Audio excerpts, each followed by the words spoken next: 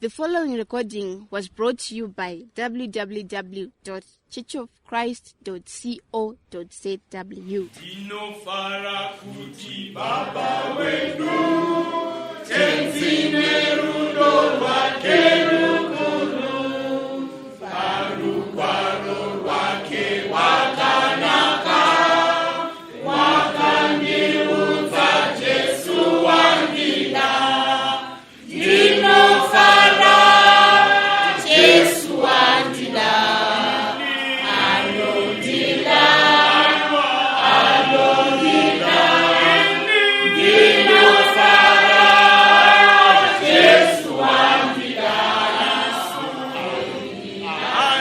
anondida. Kana nichimukanganwa iye, asi anongondiye uchidza. Zvino kwaari ndinodzokera, ndofunga kuti Jesu wandida. Aiwa, ndinofara kuti Jesu wandida. Aiwa, anondida, ini anondida. Ndinofara kuti Jesu wandida. Aiwa, anondida. Jesu anondida ini kwazvo, kuti wandipa upenyu hwake.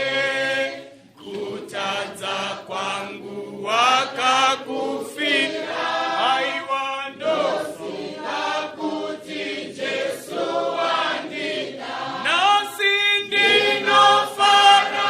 Aiwa, Jesu wandida.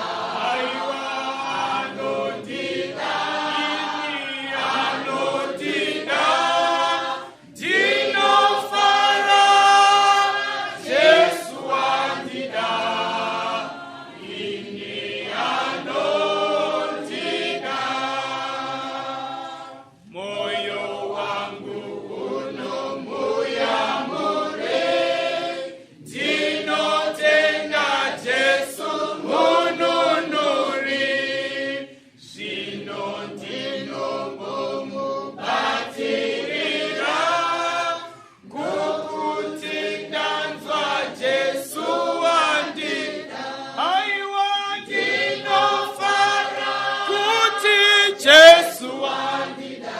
Aiwa, anondida, anondida.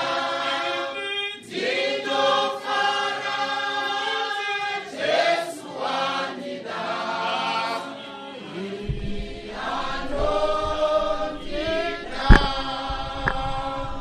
Zita rangu ndinonzi Roda Mirimi, ndinopindira pamufakose Church of Christ. Maita basa nekutipa nguva yenyu kwese kwamungave muri, kumabasa, mumakombi nemudzimba. Makasununguka kutumira this recording to all your loved ones. Chitumbisa Church of Christ.